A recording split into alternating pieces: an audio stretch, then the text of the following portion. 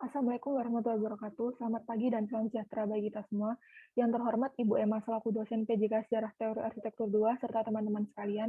Pada kesempatan kali ini, kami dari kelompok 10 akan menyampaikan materi mengenai Sustainable Architecture dan Green Architecture. Sebelum masuk ke materi, izinkan saya untuk memperkenalkan anggota dari kelompok 10. Yang pertama yaitu Mutonima, yang kedua yaitu Putri Nuradinia, dan yang ketiga yaitu Imanda Amalia Damayanti.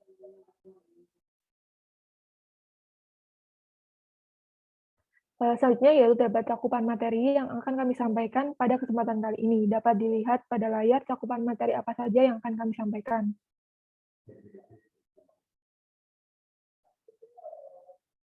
Selanjutnya yaitu latar belakang. Latar belakang ini terdiri dari latar belakang sejarah dan pengaruhnya. Untuk latar belakang sejarah green arsitektur hijau mulai dikenal dalam dunia arsitektur sejak tahun 1990-an, di mana pada saat itu terdapat banyak bencana yang berhubungan dengan dunia industri. Penyebab tersebut sebagai penanda kemajuan peradaban manusia dan besarnya dampak tersebut terhadap lingkungan. Sehingga pada tahun 1997, PBB mendirikan World Commission on Environment and Development. Kemudian terdapat istilah sustainable. Seiring berkembangnya dikenal dengan istilah green architecture. Arsitektur hijau dan sustainable architecture, kedua istilah tersebut memiliki keterkaitan dan tidak dapat terpisahkan, di mana arsitektur hijau ialah konsep dari sustainable architecture dan arsitektur hijau memperhatikan perkembangan dari pembangunan berkelanjutan. Dalam perkembangannya, arsitektur hijau terutama di Indonesia, pada mulanya terdapat gerakan arsitektur hijau pada tahun 1980-an. Di dalamnya terdapat beberapa tokoh yang turut berperan, seperti Y.B. Mangunwijaya, Hensrick, dan Eko Prawoto. Selanjutnya, pada tahun 2009 didirikan Green Building Council Indonesia atau GBCI, yang merupakan suatu lembaga sebagai sarana pertimbangan dan sertifikasi bangunan bertaraf green. GBCI melalui program Greenship-nya memiliki beberapa faktor, yaitu tepat guna lahan, efisiensi energi dan refrigeran, konservasi air, sumber dan siklus material, kualitas udara dan kenyamanan udara, dan manajemen lingkungan. Selanjutnya yaitu dalam aspek ITEK. Aspek ITEK, perkembangan ITEK menyebabkan perkembangan pula penggunaan ITEK dalam green architecture, seperti terciptanya lampu LED, solar system, dan wastewater. Selanjutnya yaitu dalam aspek ekonomi. Dalam aspek ekonomi, industri green architecture mulai hidup pada pertengahan hingga akhir 1980-an, ketika harga minyak mulai naik. Selain itu, ia melihat berbagai upaya untuk mengatasi masalah lingkungan, termasuk keberlanjutan ekonomi, pengendalian populasi, polusi, dan kerusakan ekologi. Yang terakhir yaitu aspek budaya. Pengaruh gaya internasional dalam konsep perancangan arsitektur hijau setelah tahun 2000 berkembang biak secara global dengan program yang lebih kompleks, lebih besar, dan pertimbangan jangkauan yang lebih luas, namun tidak meninggalkan ciri khas utamanya.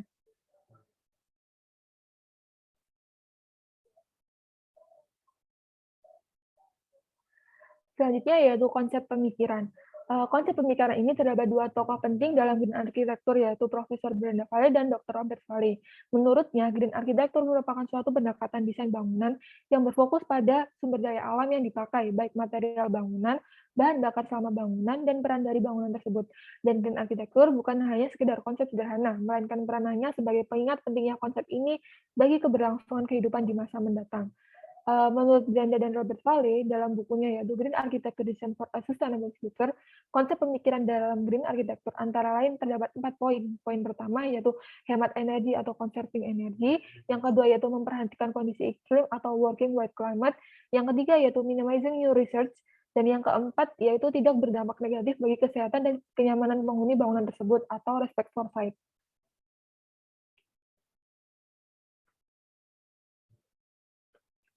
Selanjutnya, konsep desain. Dalam konsep desain ini sendiri terdiri dari 5 poin.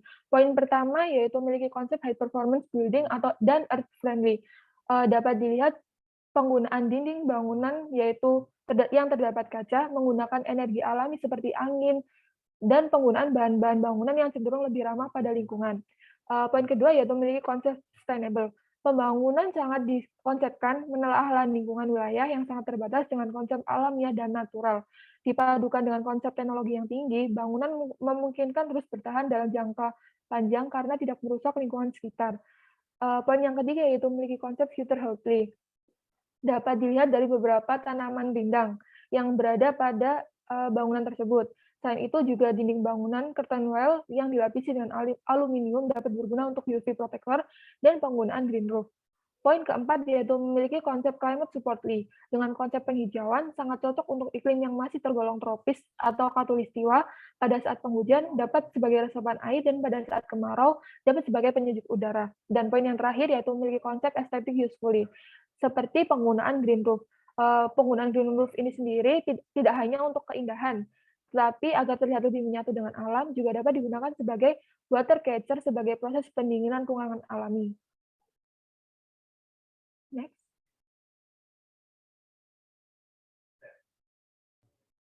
Selanjutnya ada konteks tapak dan lingkungan. Yang pertama itu bangunan harus tanggap terhadap keadaan tapak serta lingkungan sekitar agar keberadaan bangunan baik dari segi konstruksi, bentuk, dan pengoperasiannya tidak merusak lingkungan sekitarnya. Kemudian yang kedua itu rasio antara luas bangunan terhadap luas lahan haruslah menjadi perhitungan yang konsisten dan mengikat untuk ruang terbuka hijau. Jadi tidak semua lahan itu harus dijadikan bangunan atau ditutupi dengan bangunan melainkan seperlunya saja. Jika hal tersebut dilakukan, maka lahan tidak memiliki cukup ruang yang digunakan sebagai taman atau lahan hijau. Next.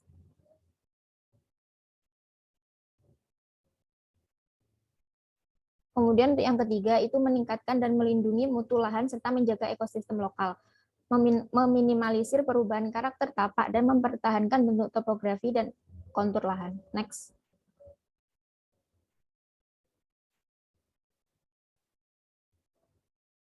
Untuk poin yang keempat itu pemanfaatan cahaya alami, tanggap terhadap hujan, memanfaatkan aliran angin atau pendingin buatan, orientasi bangunan sesuai dengan lintasan matahari, menggunakan material bangunan yang mudah didapat atau material alami. Kemudian yang kelima, itu memaksimalkan potensi hijau pada tapak dengan berbagai inovasi, misalnya green roof, taman gantung, pagar tanaman, atau yang dapat diisi dengan tanaman, dinding dengan taman pada dinding, dan sebagainya. Next.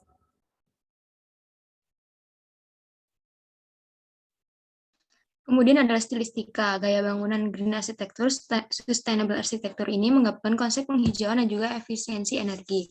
Seperti memanfaatkan air hujan dengan cara menampung dan mengelola air hujan dengan keperluan domestik. Kemudian ada penggunaan green roof sebagai konservasi air, memanfaatkan pencahayaan alami menggunakan dinding kaca, skylight, dan jendela. Kemudian penggunaan biowall, penggunaan material ramah lingkungan seperti kayu, bambu, batu alam, dan lain-lainnya.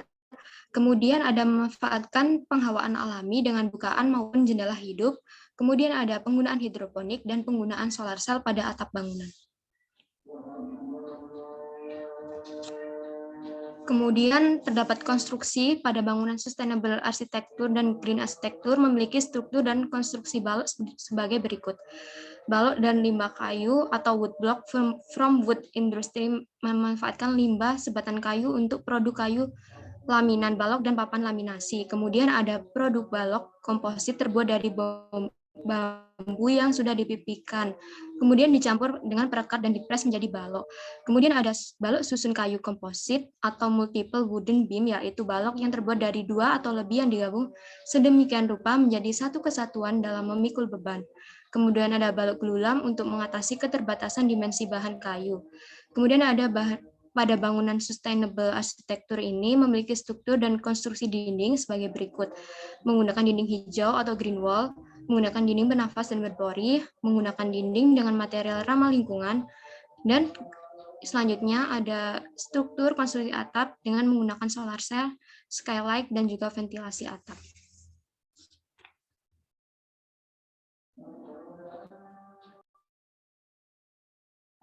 Kemudian ada contoh bangunan sustainable arsitektur dan green arsitektur.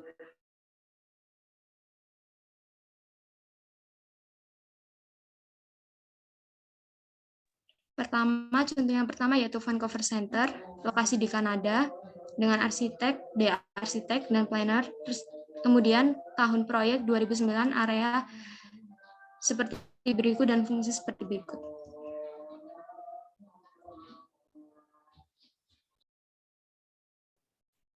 Kemudian ada konteks tapak dan lingkungan dari Vancouver Convention Center.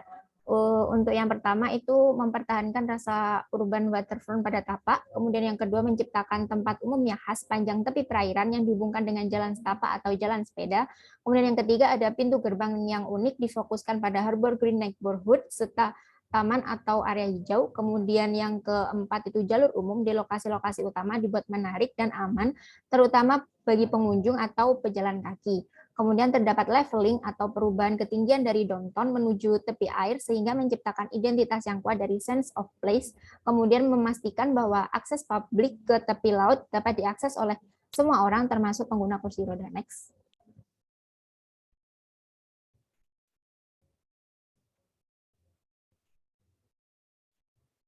Kemudian untuk konteks tapak dan lingkungan berikutnya, untuk pola atau susunan pada bangunan Vancouver Center itu sebuah blok tunggal yang di dalamnya memiliki ruang-ruang yang disusun secara linear.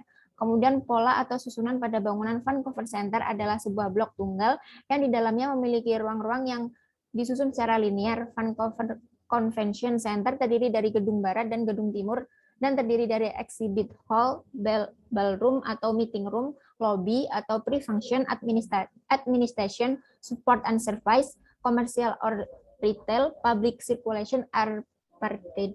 Next.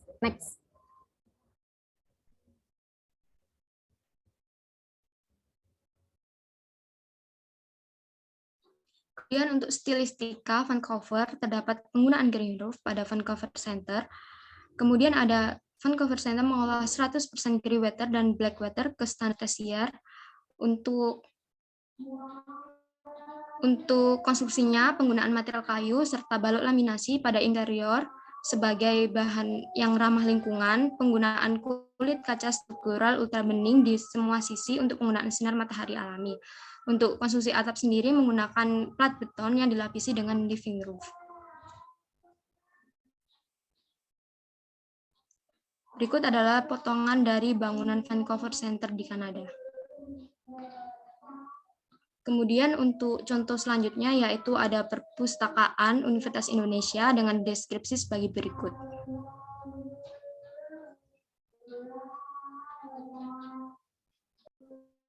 Untuk konteks tapak dan lingkungan dari Perpus Universitas Indonesia sendiri itu Perpus ini menempati lahan 2,5 hektar dengan luas bangunan 33.000 meter persegi sehingga memiliki area landscape sebesar 86%.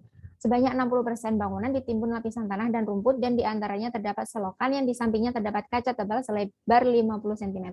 Selokan tersebut mengalirkan air hujan ke resapan, sedangkan fungsi kaca sebagai sistem pencahayaan. Area rerumputan dapat mereduksi alat pendingin udara hingga 15%. Next.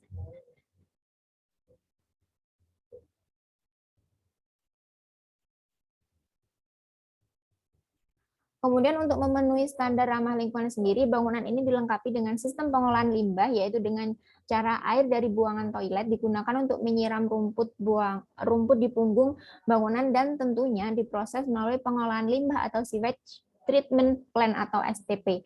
Di sekitar tapak terdapat sejumlah pohon besar berusia 30 tahunan berdiameter lebih dari 100 cm yang sengaja dibiarkan dan tidak ditebang agar pada saat pembangunan gedung tersebut dilengkapi dengan keindahan tepi danau yang asri, sejuk, dan teduh. Next.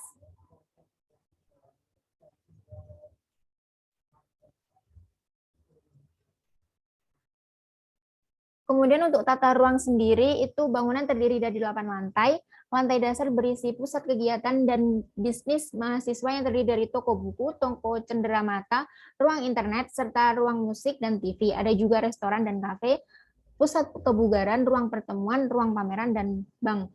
Lantai 2 hingga 6 akan dilengkapi fasilitas seperti ruang tamu, ruang pelayanan umum dan koleksi, ruang baca, ruang teknologi informasi, serta unit pelayanan teknis. Kemudian untuk lantai 7 ini terdapat ruang sidang dan ruang diskusi. Gedung perpustakaan juga dilengkapi dengan plaza dan ruang pertemuan yang menjorok ke danau. Next.